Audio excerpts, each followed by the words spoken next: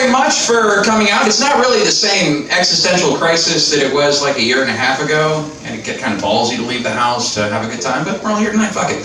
All right, so our first comedian tonight is a young lady who made her debut a few weeks ago, opening up for the very talented and appropriately named Sam Talent at the Main Street Bar and Grill. Ladies and gentlemen, put your hands together for the one and only Maggie Winston.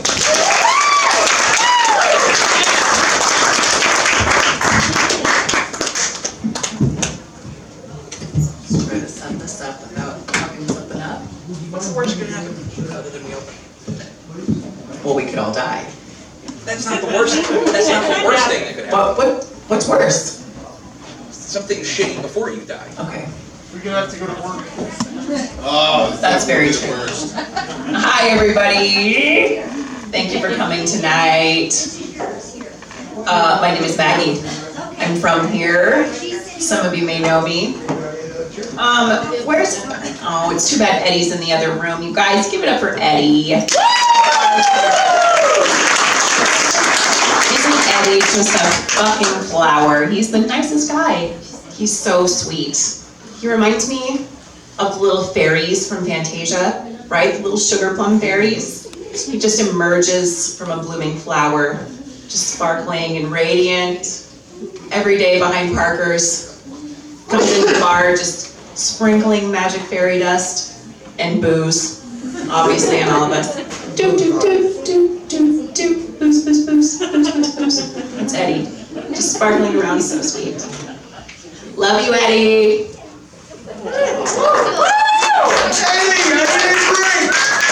Clearly, I'm an 80s kid, 80s, 90s kid. I was born in the 80s. I was influenced by the culture. Maybe you can tell by looking at me. Watched all the good cartoons, of course, the good girl ones. Right? Anybody watch My Little Ponies? Woo! Right? Yeah. Care Bears? Rainbow Bright. And I kind of look like Rainbow Bright a little bit, right? Kind of look like Rainbow Bright after there was a terrible accident in Rainbow Land, right?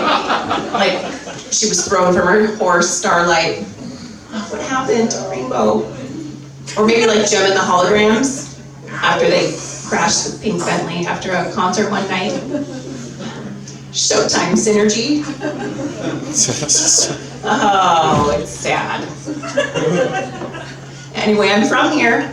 Born and raised in the Kenai and Soldotna. So some of you know what happened. Some of you look and you're like, I don't know her. What happened? Wonder what it was. And I get approached a lot. You guys approach me and you say, it's always the same thing, too. Hope you don't mind. Hope you don't mind me asking. What happened? And I like to fuck with people. Why? Because saying the truth sometimes requires me to be vulnerable. And I don't want to be vulnerable all the time. I fucking hate feelings. So, instead, you're gonna get a lie. And I'm gonna fuck with you. Because feelings, dude. You gotta, it's called forced intimacy. When you guys expect me to be vulnerable and you expect me to say my feelings, my needs, no. Those go to the same place as children in federal immigration custody. Locked in a cage. A deep, dark cage where only professionals will feed them and let them out.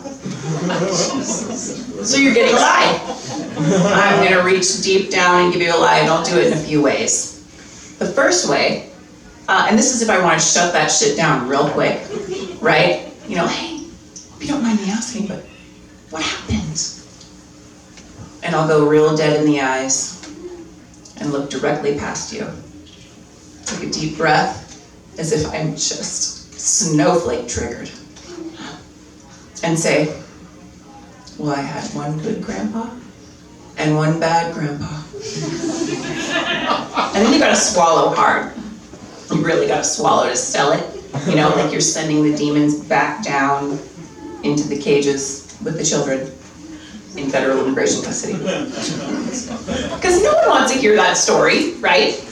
No one wants to hear the story of your bad grandpa. They're sorry they asked you. They're sorry. Oh, you're so brave. Bye. But then there's other times where I'm feeling feisty. You know, maybe I want to fuck with you. Maybe I want to let you create the story. So this usually happens when I'm like in Fred Meyer shopping. You know, I'll get the we don't mind. What happened? And I really feel like I want to make it up. I want to feel like, you know, if I just nod my head and agree with everything you say with little embellishments, then you can create the story for me, right? So here's what I do. I usually will look at something right in my immediate surroundings and just say something short, something sweet, but you gotta add the mysteriousness because it can't be like any vehicle or any sports equipment that's too fucking obvious, right? Everybody always thinks I was in an accident. I wasn't, but I'm not gonna tell you. I need a drink, please. You guys are making my mouth dry.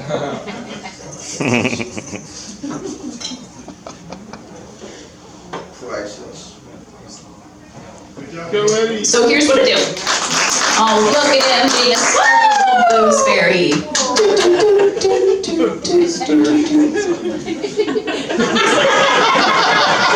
Oh, he doesn't know.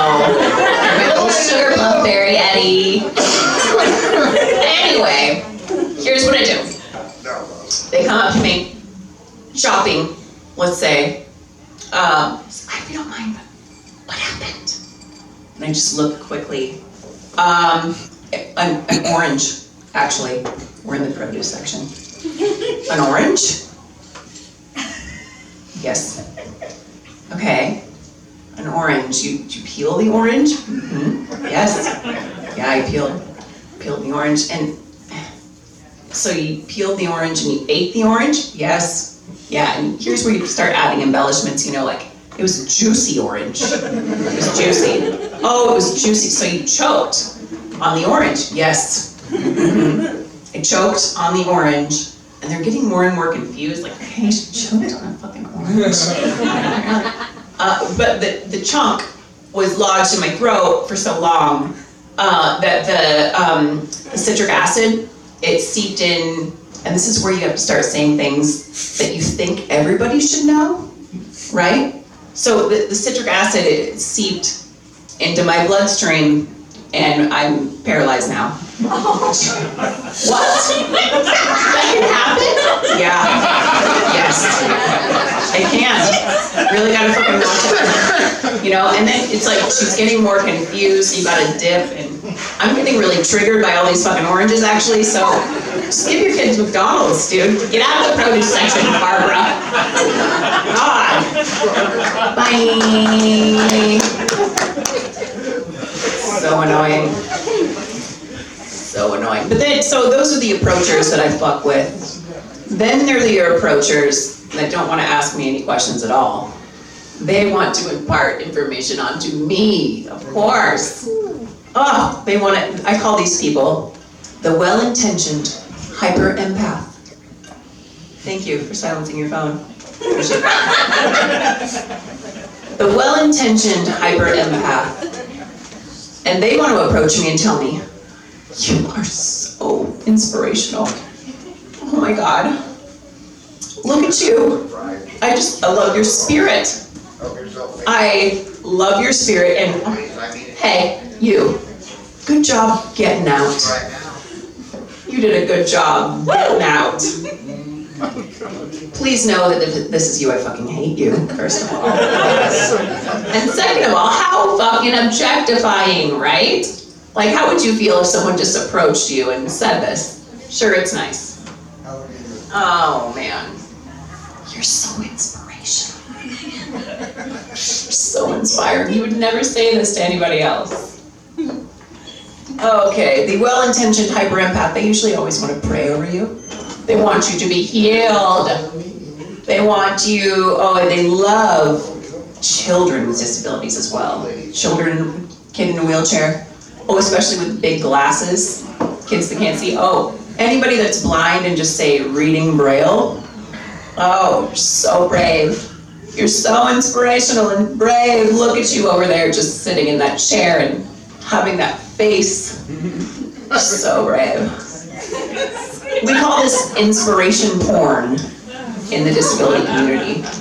And inspiration porn is a term coined by the late Stella Young, who was a disability activist, using the word porn specifically because it objectifies. So in sexual and inspiration porn, there are people objectified for the benefit of other people.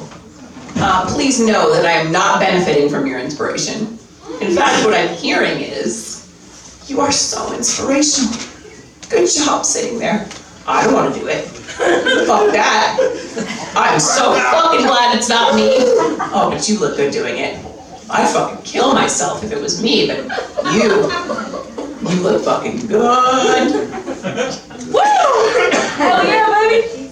So, if you are the type of person that does this, please know you're a filthy porn peddler.